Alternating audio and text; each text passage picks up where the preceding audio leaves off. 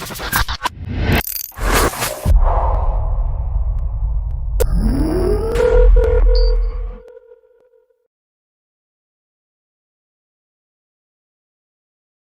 to the Inphamus Hour live here on Facebook.com/BoomBapNation. I am the host, the infamous Amadeuz. And shout out to Hennessy for keeping me lit all the time. Real talk, like I have a really bad toothache, and I literally Googled what was the best remedy to take away a toothache, and apparently it was whiskey and cognac, so I'm here. Okay? And of course, the show is sponsored by 97 Piff, the first ever fully infused can of butter infused with haze and hydro. So if you like to get to the moon or the stars or wherever you like to go, this is the product for you. And of course, this feels like a holiday because my co-host has finally decided to join me. He's been busy. He's been on Sway in the Morning. He's been on Rock the Bells. He's been running the Lord Sear special, which I'm not even sure what the name of that show is going to be in a few years. Or maybe tomorrow. Tone Viera, welcome to the Inphamus Hour. What's up? Radio industry's crazy out here. I mean, I had to stick around. When you told me who was going to be the guest, I was like, come on, man. How often do we have somebody here twice? Yeah, no. So when we had I.U the first time, we were actually like in studio, so it was definitely like a different type of feel. But he has a new record out called Rumble, produced by Drawzilla. We're gonna talk about the conspiracy. Produced by K Slugger. Well, produced by K Slugger, but Drawzilla's on the record. There was a whole conspiracy that happened during the video. Granddaddy I.U, welcome to the Inphamus Hour. Yes, sir. Yes, sir. What up, y'all? So you guys kind of played a trick on me during the video, which you guys will see the video probably in a week after this interview. So there was a guy, I never met Drawzilla. I've heard of him before. He produced a bunch of records. I know you record with him. And I was under the impression that he was actually there on the set. So I'm like, all right. And someone actually said, yo, that's Draw. So I'm like, all right, cool. So I literally grabbed the camera. I'm shooting him. Like he's actually playing along, but it actually wasn't him. Right. That's my man, Twan and shit. Nah, the nigga Drawzilla was like, yo, man, right now he said he is on at least 30 records. Okay. His voice. But he don't appear on no video. The nigga said he's scared to death to get on the video. But why? What is the specific reason? Like, is the aliens coming to abduct him? Like, what's happening? I couldn't tell you, man, but the nigga said, yo, man, I ain't doing that shit. I'm struck. I'm fucking shook. No, most definitely. So we have this new record out called Rumble. It's definitely a little different from the Granddaddy I.U catalog. Talk about this song, You Shorty Shy, Drawzilla. What was the concept behind this record?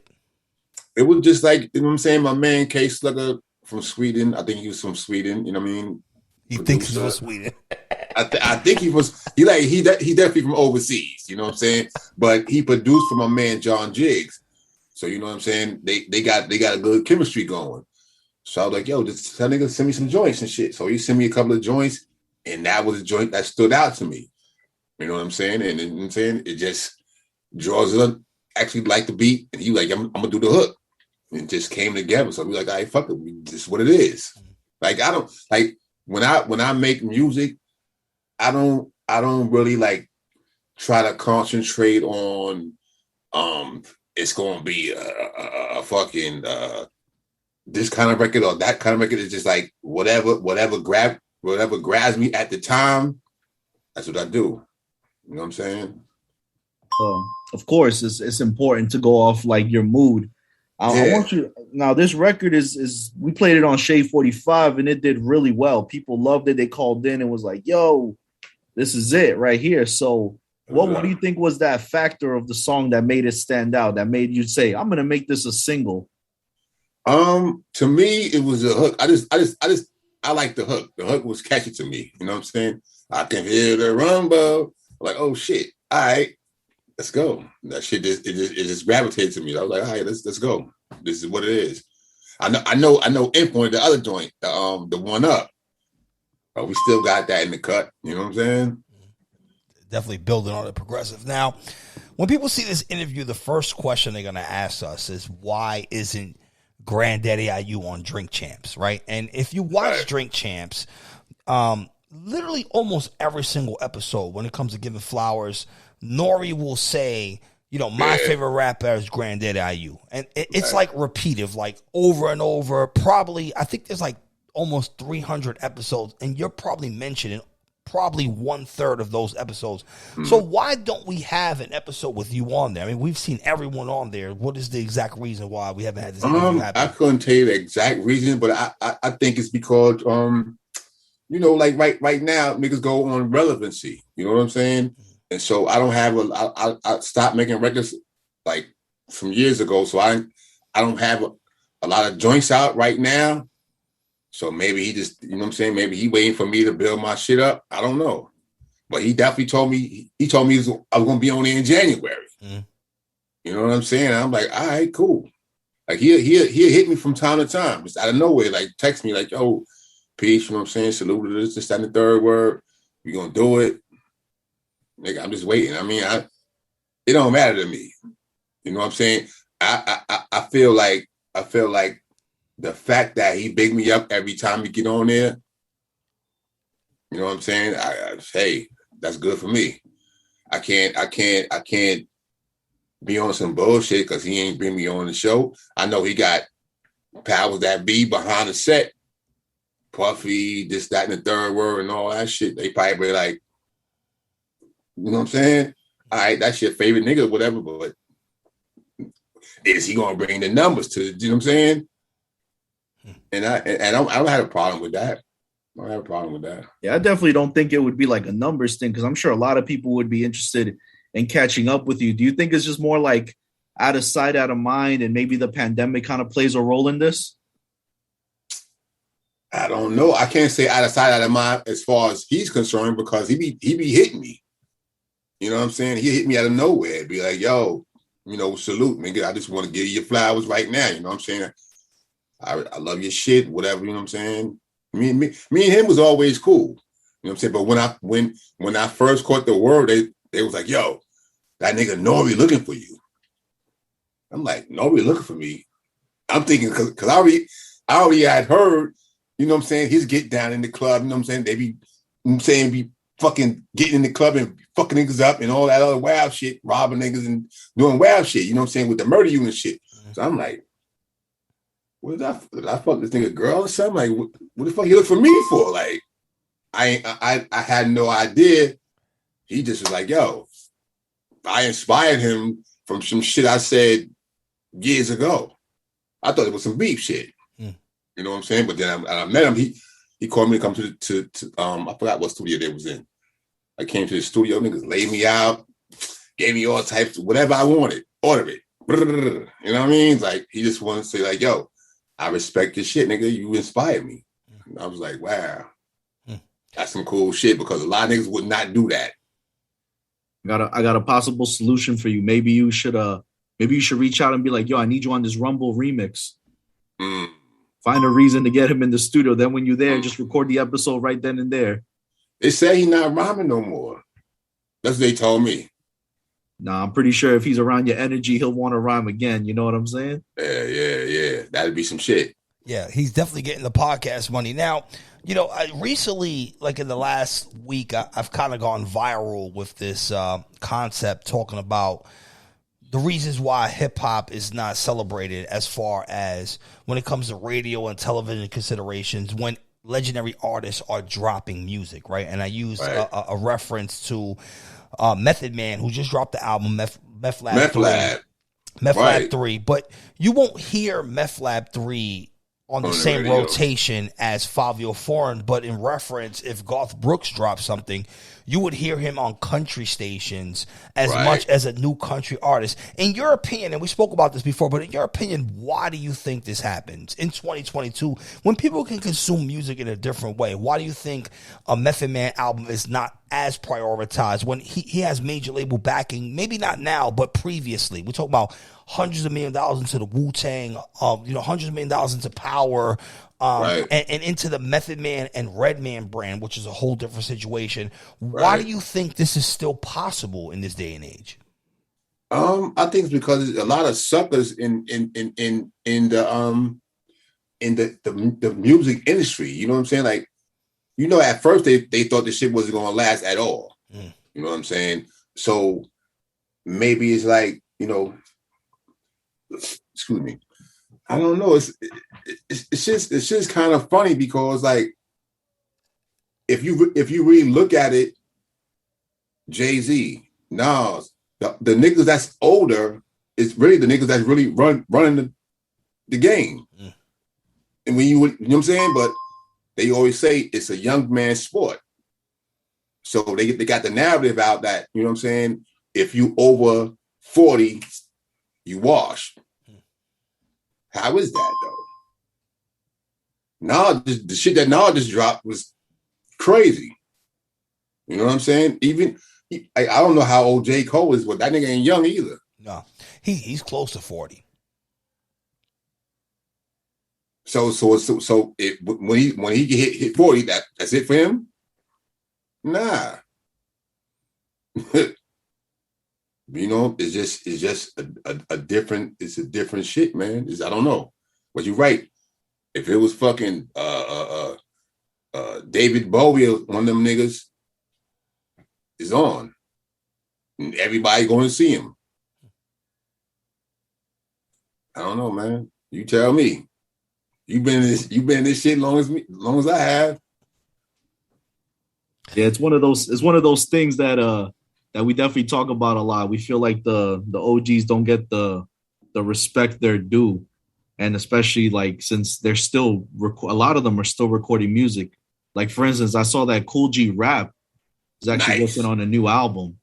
I heard some of that shit. That shit crazy. Oh, you already got a preview of it? That's awesome. I mean, I think it's dope that Cool G Rap is gonna have some people like new guys like Nems on it. He's even gonna have like AZ on it, Big Daddy Kane. Because you gotta understand, these are niggas that he inspired. Of course he gonna be on this shit. You know what I'm saying? These are niggas that he actually inspired. Cool G Rap to me is the illest nigga that ever did it. Illest. Period. Dot.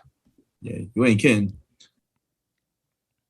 I mean, I just think it's a travesty like that. These artists, they, you know, at this point they're still making great music, and it's just gonna fly under a radar. I mean, real hip hop heads will know about it.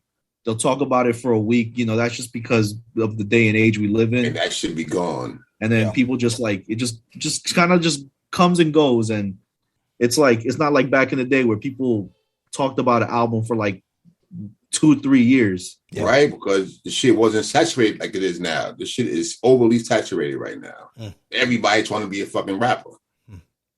Why?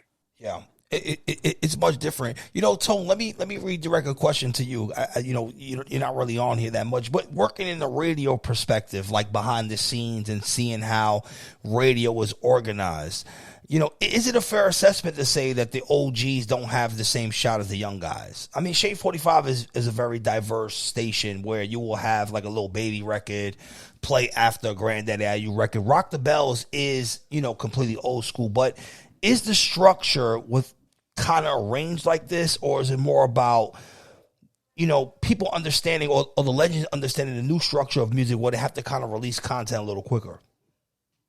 And, you know, to answer your question simply, it's about appeasing the masses. You know, we're here in New York. We know what we like, but this is a nationwide station. So it's about really expanding that reach. You got people in the Midwest who are listening. They don't want to hear that. You know, they don't want to hear these old school guys all day long. It's okay when we sprinkle it in because they'll be like, oh, you know what? That's a dope track. I never heard that before.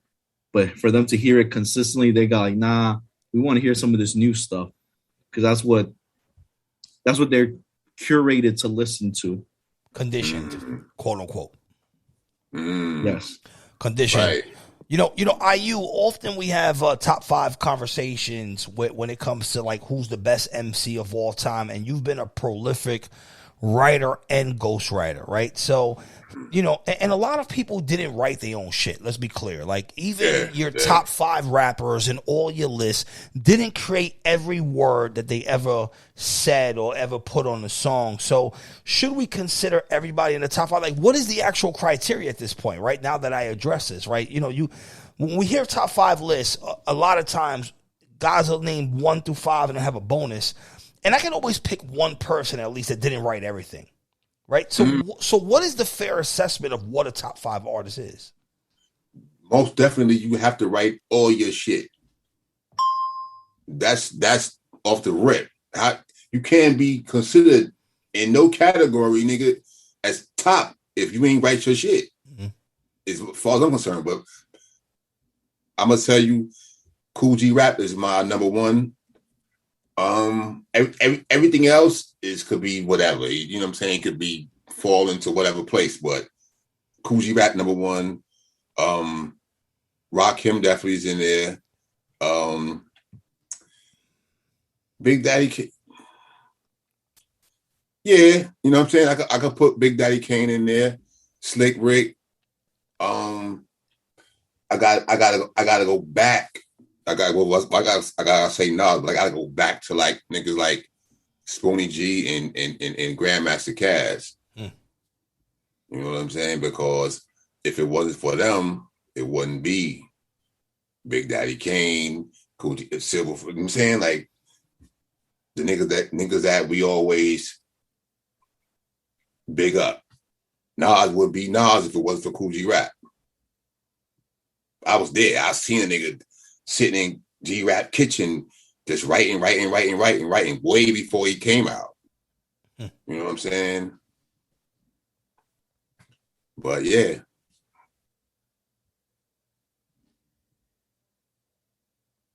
Let me flat out ask you, man. Like, let's say you were someone who was kind of like a gatekeeper in the industry. Mm-hmm.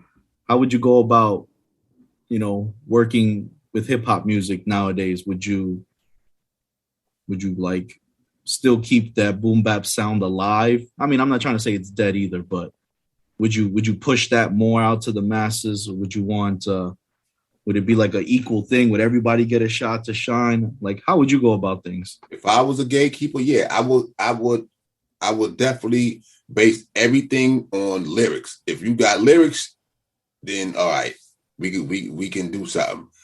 It don't really matter, you know what I'm saying, what your beat called. You know what I'm saying? You could rap off of trap beats or drill beats or whatever. But as long as you actually got some substance in your shit and you actually got bars, then I can fuck with you. I can't. I mean, well, but to me, it's two different type of MCs. One is a lyricist, one is a stylist. You know what I'm saying? Niggas with style sometimes can overcome the fucking lyricist because his style just be like so crazy. He riding the beat to where like, oh shit, is what it is. Other than that, if you don't got style or lyrics, I ain't fucking with it. Yeah.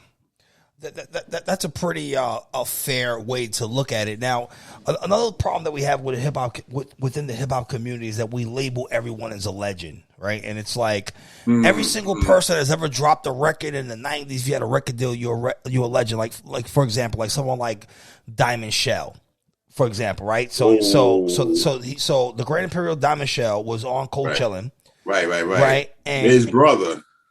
And no disrespect to Diamond at all, but they brought it to me. They brought it to me. And they're like, the legendary Diamond Shell, and it's like, okay, I have to like kind of reassess this, right? Because the majority of people would say this is legend, but what depicts a legend? Should we just say because you had a record deal, because you had a record, or because you had some sort of contribution, even if it was a little bit? Like, are you legendary? Is this a mistake, and does this contribute to where we are as a hip hop community now? Yeah, I think everybody can be labeled a legend. I mean, everybody has a brick in the building. You know what I'm saying? If you made a contribution, you got a brick in the building somewhere. You're not a cornerstone. You might not be whatever, but you know what I mean? But to be legendary status, I think like you will have to have X amount of hits, or you ghost wrote for niggas, you produced for people that you did, you ran a gamut of the fucking the game. You know what I'm saying? You contributed in different factors, not just all right. I had a deal, I made a song. Certain niggas know my song. Nah, that ain't, you know what I mean? That's not a legend. You know what I'm saying? Like I don't even really embrace the celebrity shit. I don't like everybody is human. Everybody is possible and is capable of achieving whatever they want to do if you put your mind to it. So I don't give niggas too much credit for doing something. You know what I'm saying? We can all do something. You know what I'm saying? But if you did certain shit that made an impact on individuals, you know what I'm saying? Like, I don't want to get too deep into this shit because that's kind of a touchy subject in my realm, because I'm from the same era where a lot of niggas is calling themselves, or people calling them legends, and like, really, what you did, that's legendary. You know what I mean? Like, I want the same shit. Like, if y'all niggas, a lot of niggas call me that, all right, I take it.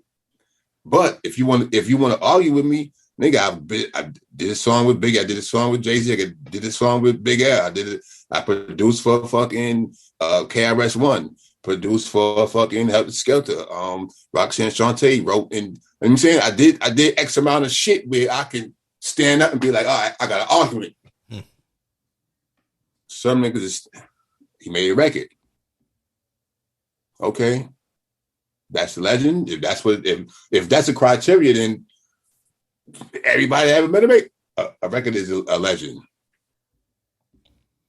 No, you know what I'm saying? No, that's a fact. And honestly, you know, at this point, like you're being correct and being humble, because at the end of the day, I mean, you do have a record with Jay-Z, right? I mean, early Jay-Z, and I don't think people really know that. I mean, the Big L Jay-Z Graveyard joint.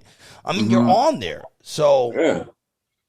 So it would be a fair assessment to say that you are legend because you've been the shit with Positive K and Biggie and who was on that shit? It was like 9 niggas on that shit. It's called Amadeuz by Red Bandit. I did a joint with Biggie. I did a joint with Jay-Z, Big L. This shit, man. I did a lot of different shit in my, you know, in my career. So, you know, and I don't never be bringing that shit up. But if somebody want to argue with me of why somebody can call me whatever, this is why. I can bring out that shit. You know what I'm saying? Yep, I did this. But to me, that shit don't mean nothing, though.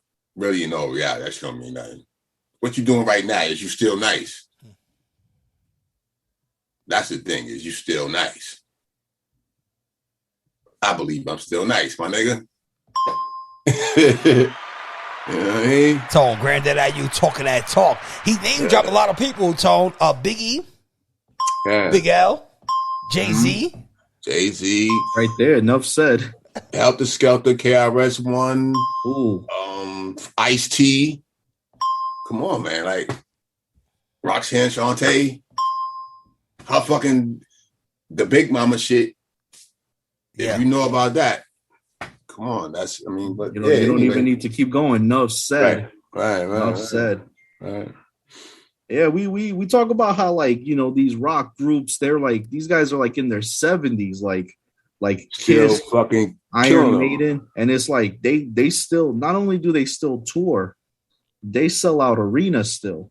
Mm-hmm. And we talk about how, like, you know, let's say Big Daddy Kane, for instance, you know, if he goes out to like Oakland, he won't be able to sell out an arena. He could probably do a theater, you know, but it's like, we're trying to understand that dynamic. Like, we're trying to really understand the brass and tacks of it.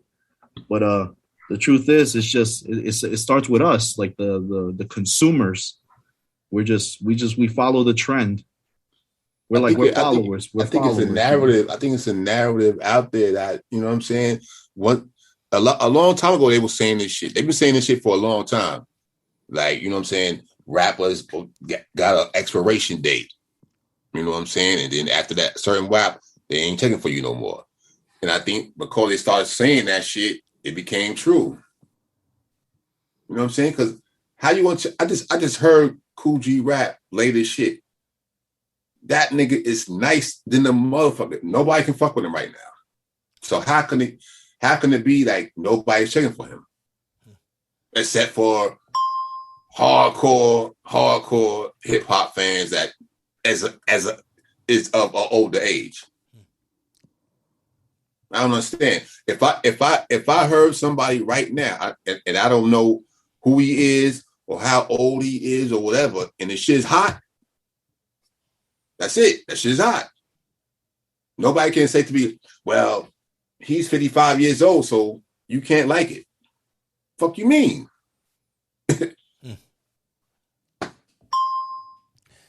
Shit's just crazy, yo. Now, do you think it could be because of the context in which hip hop is? So, for example, it's like the average. All right, so at 55 years old, you would be different than what you were when you were 20. Right? Mm-hmm. You have a mortgage. I mean, you're not gangbanging at 55, obviously. So do you think that has something to do with the way they perceive older hip-hop artists? Maybe hip-hop artists didn't grow with time, right? So instead of talking about your AK-47, you're talking about having a mortgage, putting your kids through college. Do you think that can contribute to the way hip-hop artists are perceived at an older age and the way radio and record labels will get behind them? Nah, I don't think the record labels, they don't give a fuck about none of that shit. They want to sell records. They want niggas. They want young, dumb niggas to talk about dumb shit so they can get paid off the fucking private prisons that they invested in and the whole rest of that shit. But at the same time, like, why would they want competent older artists to mix up with their younger artists and give them the game? You know what I'm saying? Talk about it. You know what I'm saying? So it's obvious they keep us separated. You know what I'm saying? Yo, them old niggas is whack. Don't give a fuck with them niggas. They can't tell you shit. Nigga, we been through this shit. We been through the system. We know what it is.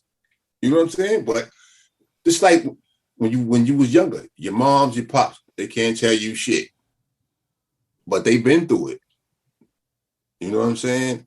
So we can tell the young artists what this shit is, because we've been through that. But I don't think the record labels want us, you know what I'm saying, to be involved with the young artists, because obviously we put them up on game. Now you can't just jerk them like you've been doing. That's you know what I'm saying? That's just me. Maybe I'm wrong, but it makes sense to me. Tone, major knowledge kicked. I like it. It kind of it reminds me of a story I heard recently. Too Short went on a podcast and he said, quote unquote, old heads need to stop hating on the younger generation. He said, when he was coming up, they used to tell him he was wasting his time doing music. They used to be like, your stuff is trash. And look what he did with it. He became a millionaire off of it. Became one of the most successfully recognized artists. I don't even want to say West Coast artists, just one of the most recognized artists. Mm-hmm. And same for you, same with Grandmaster Caz. You guys all were in the early times doing this when it was when people were still trying to figure out what hip hop was. Right. Before you were getting like a $25 million advance for dropping one TikTok song, you know what I'm saying? So I guess like they say, they want it to be a young man's game when it should be a every man's game. Right. Like you said a second ago, if the bars are there, that's all we should be paying attention to. Right. Right. But like he said, though, you know what I'm saying? When niggas get older, you gotta grow, you know what I'm saying, with your shit. With your craft gotta grow with you. So just like he's saying, you can't just be talking about AKs and this, that, and the third word at 55 or 50, whatever you are. I mean, if you've done that before and that's a part of your history, you can always talk about it, but that should not be all that you talk about. Mm-hmm. You know what I'm saying? You got like Jay-Z when he came out with the 444. A lot of niggas didn't like it. I loved this shit because he was talking grown man shit. He was giving you game. You know what I'm saying? Like that you can actually utilize and use in your everyday life. You know what I'm saying? Like if you can't drop jewels on niggas and you were supposed to be an OG, like come on, son. Yeah, no, that's a super major key alert. Granddaddy I.U with the game. This is Inphamus Hour. I'm your host, the infamous Amadeuz. Tone Viera's here. Granddaddy I.U is in the building. New record out called Rumble now. Do you think that you writing for Roxanne Shante affected your career in a negative way? Because I'm sure, like, from your perspective, you know, people took it serious because she actually didn't write this shit, right? So it's like, who wrote this? Oh, so you were talking to me. Like, was there any turmoil? Like, what type of reaction did you get when you wrote the joint? Oh yeah, man. Like MC Light, all of they was anybody that was mentioned in the joint was not fucking with me no more. But once they found out I wrote it, but it is what it is, man. That was business. You know what I'm saying?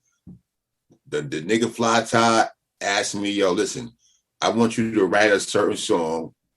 This needs certain people, and I'm gonna pay you this amount of money. That's a business transaction. That ain't got nothing to do with animosity. I had no animosity with nobody. I was just conducting commerce, my nigga. You know what I'm saying? But yeah, like Tresh was mad, you know what I'm saying? Like niggas was calling me like, yo, Tresh said he gonna fuck you up. This and the third week, me and him had beef, me and Tupac had beef. Whoa, Tupac. Whoa. Yeah, because Tupac was down with Tresh at this time. Okay, so what year is this? Like, what version of Tupac? This is before he went to Clinton and he had the whole jail situation, right? This is like was it 90, I think 93, 93, 94. It's like Tupacalypse Now, like that era, early Tupac. Nah, I think this was after Juice. Okay. After Juice and all that shit. You know what I'm saying? Like when he was supposed to, you know, everybody like, yo, Tupac is the illest nigga and all that shit. He was like on his shit at the time. You know what I mean? But come on. So what was his interaction with Tupac like? Because that must have been yeah. So it was we was, I think it was the Palladium. It was some fucking club. I don't even remember. But so me and my mans and then we rolled up to the spot. First thing we see Tresh. And this is right after Run DMC, because he used to live around the corner from me in Queens Village. He called me, he said, yo, I just did a show with Tresh at the Giant Stadium. The nigga said on stage, if anybody see I.U, tell him I'm gonna break his motherfucking jaw. On stage. On stage in front of millions of, you know what I'm saying? Like, so he like, I don't know what you did, but nigga, it's some shit. But I knew what it was, obviously, you know what I'm saying? Because Latifah was, you know what I'm saying, the person that put him on. Yeah, and the whole Jersey connection and yeah, the favor unit. So he was protecting her. He was, you know, sticking up for her, which is understandable. You know what I mean? But yeah, so anyway, so we get there, we see him, he like, yo, such and such, let's get this nigga right now.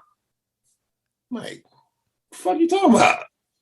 You know what I'm saying? So anyway, so we buy scrap, you know what I mean? But what's his name? What's the fucking the manager? Of who? Know by Nature? The manager of the whole favor unit, Shah something. Latifah's partner.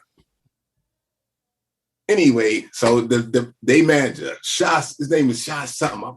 I see his nigga, I could see him in my fucking mind, but I can't think of his name anyway. So he was like, nah, don't jump him. You know what I'm saying? Nobody don't jump him. Y'all niggas, if y'all gonna do it, you know what I'm saying? Shoot a fair one. Okay. Nah, niggas don't want to do that. Here come Tupac. So at the time, you know, it's 93, so every time you see me, I got a 40. You know what I'm saying? I'm drinking 40s because it was that. You know what I mean? Tupac like, yo, put the 40 down. Put the 40 down. The fuck are you talking about? It's like 100 of you niggas. Anyway, long story short, somebody put out a gun. This, that, and the third word. Nobody did nothing. Shit was the next week. They came to Sharky's and shit. That's when Pepper was running Sharky's, the pool hall in Manhattan. Anyway, so he like, hey, my man's like calling me like, yo, Freddie Fox, Tupac, Tretch, all these niggas in here looking for you. Like, yo, if anybody see I.U, call us immediately. We gonna come in. I'm like, yo, what the fuck? I seen everybody. Nothing happened. So I don't want to go into it, but yeah, like I said, nothing happened. Nothing happened, Tony. I mean, nothing happened. And me and Freddie Fox is cool right now. Me and Tretch is cool right now. You know what I mean? That shit wasn't about nothing, but it was just that it was a shock to everybody. Like, oh shit, this nigga's this. So everybody, it felt like they had to respond in some kind of way, but it wasn't no beef. You know what I'm saying? It wasn't really no beef. I didn't do nothing personally to nobody. Nobody had a legitimate beef with me, and I didn't have a legitimate beef with nobody else. It was just business. But you know, let's like right now, like if somebody say something about another rapper on Instagram, the entourage in the audience is going to hype this shit up more, you know what I'm saying, more than the actual person that's involved. So certain niggas feel like I gotta do something now. No, you don't, nigga. Go make a record about it. You know what I'm saying? Bar for bar, nigga. But yeah, it is what it is.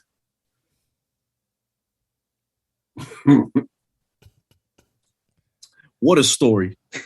Yeah. See, you only get these stories here on the Inphamus Hour. That's see, right. I never heard that one. I never heard that one before. Yeah. Is that exclusively for us, or is that like written around about somewhere?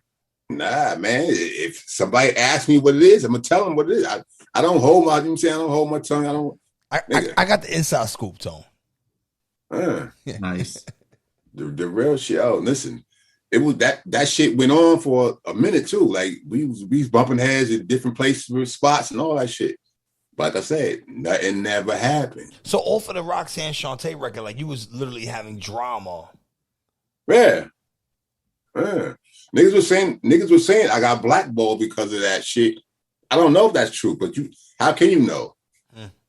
But nigga ain't gonna say, nah, I'm not gonna give you this check because you wrote that shit about light or this one or that one. Nobody said that to me.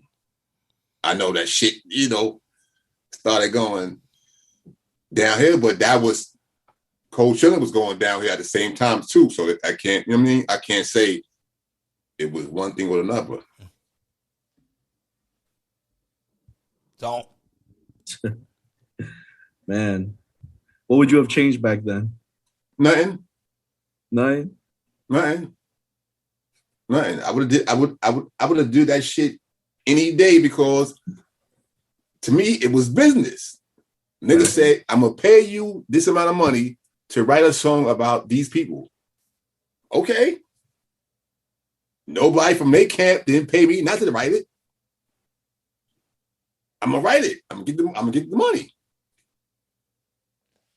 I don't see that. This is rap. I always saw rap as competition.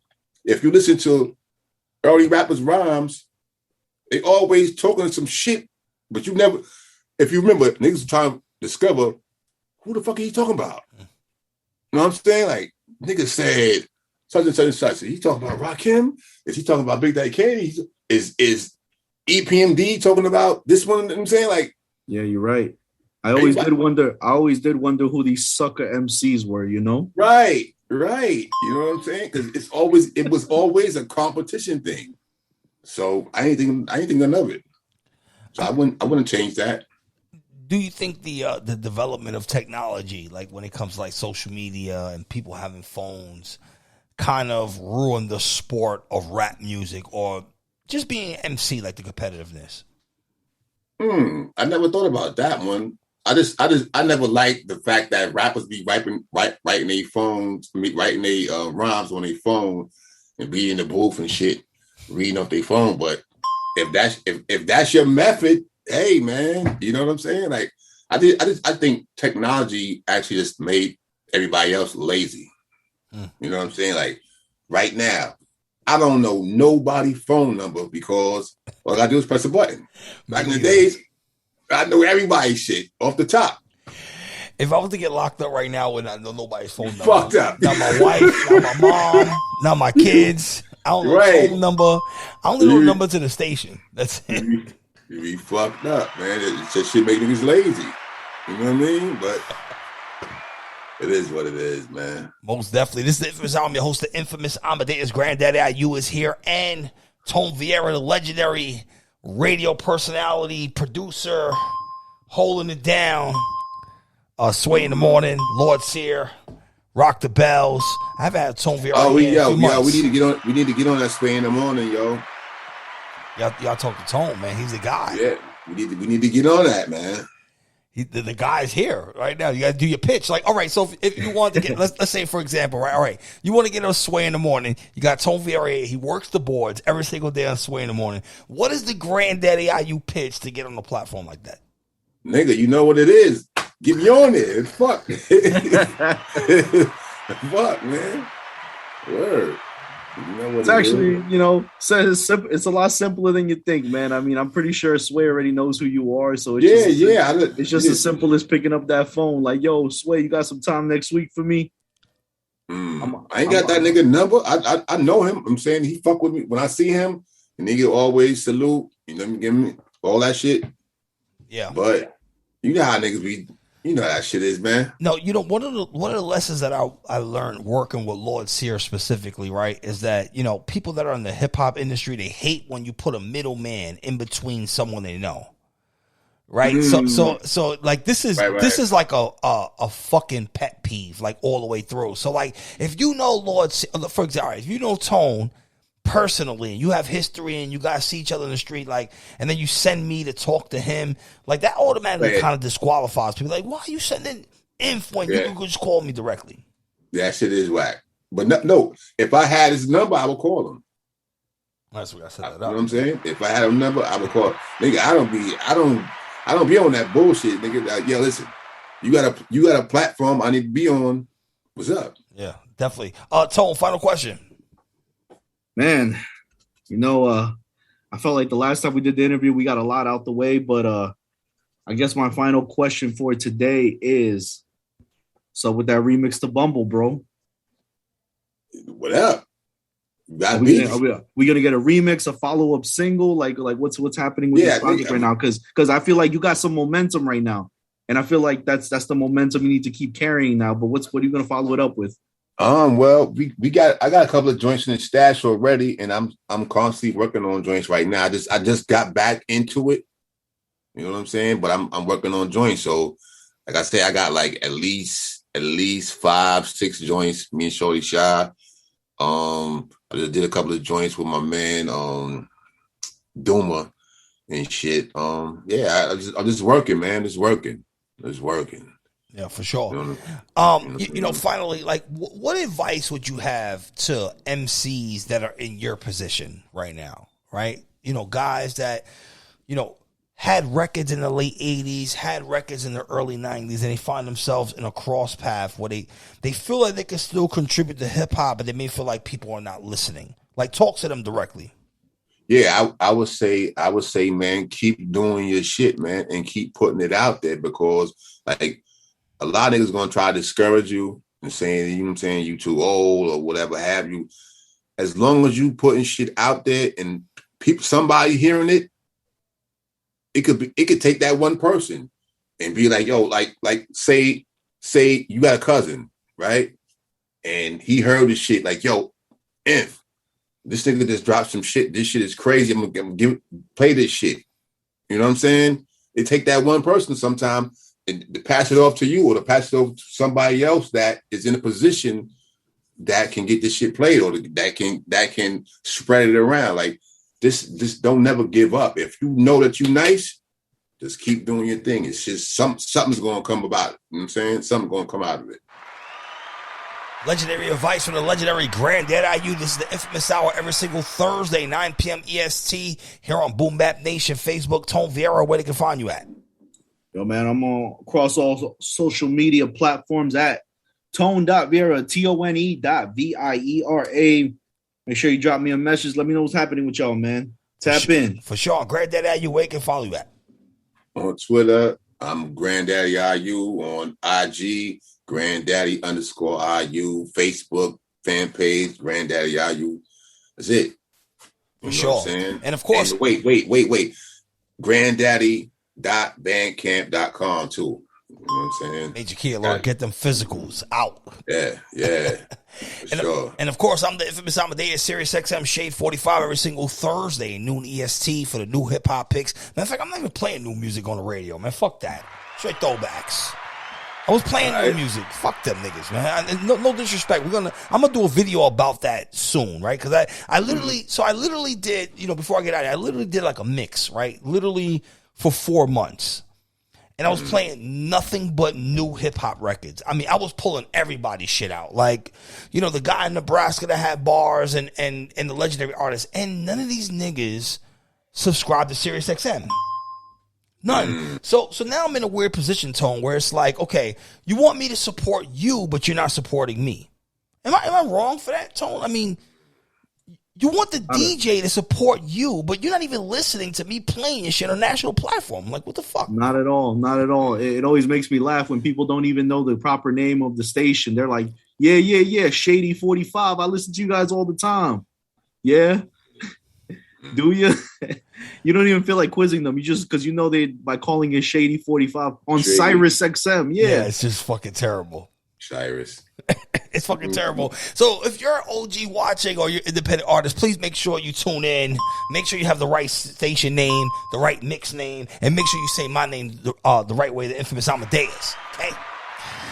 Till next time, here on the Inphamus Hour, every single Thursday, 9 p.m. Shout out to Isness of Boom Bap Nation. Make sure you tap in. Make sure you follow the Roku channel. And shout out to my guy, Shy Boogie and Vinny Idol, who's doing the Punchline Academy cipher with me. But until next time, stay safe, stay COVID-19 free. See you then.